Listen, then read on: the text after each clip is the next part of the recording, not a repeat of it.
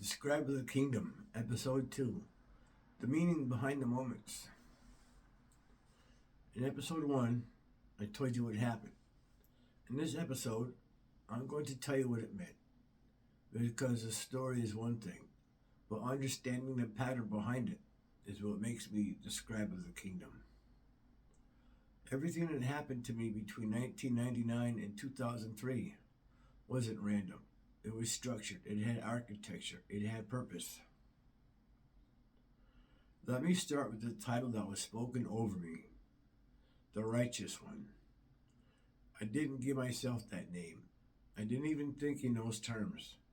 It was spoken by a police officer who had no reason to say it and no understanding of why he did. That's why it mattered. A title is only true when it comes from someone who doesn't know the script. That moment wasn't about ego. It was about recognition. It wasn't about heaven using an unexpected voice. It was about heaven using an unexpected voice to confirm something I had been living, but hadn't yet named. Then there was Lisa. Her role in my story was complicated. One moment she would say, "You are the son."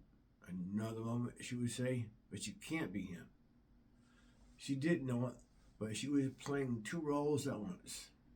She was Peter, recognizing and denying, and she was Magdalene, seeing what others couldn't see. Her words weren't just reactions, they were reflections. She was a mirror of my identity before I fully understood it myself. Then there were the hazard lights. People think that part of the story is just about a car chase. It wasn't. It was a parable. When I turned on the hazard lights, I wasn't signaling to the police. I was signaling to heaven. Hazard lights mean I'm not fighting. I am yielding. I am visible. I am vulnerable. And the moment I turned them on, the car surrendered. It veered right. It refused to turn left. That was a mechanical failure. That was alignment. Right represents righteousness. Left represents deviation. The car itself became a teacher. Then there were the spikes. They should have stopped me. They didn't. Not because I was resisting, but because the moment of surrender had not yet arrived. Some things in life don't stop you because they're not meant to. They're meant to mark the moment, not end the story. And then there was the ultrasound, a baby giving a thumbs up. A child not biologically mine, confirming a path that was spiritually mine. That wasn't coincidence. That was clarity. All of these moments, the voices during the rosary, the 3-day vigil, the baptism urgency, the question, "Are you true blue?" The stop and shop perimeter, the vacuum turning on without coins.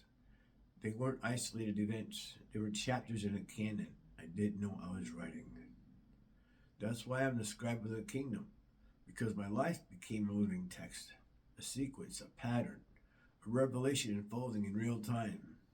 And now I'm bringing out treasures, old and new, the meaning behind the moments, the architecture behind the story, the identity behind the experience.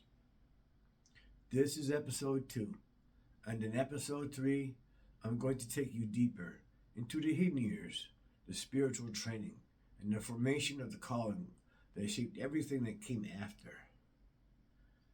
This is the Scribe of the Kingdom, and the story is just beginning.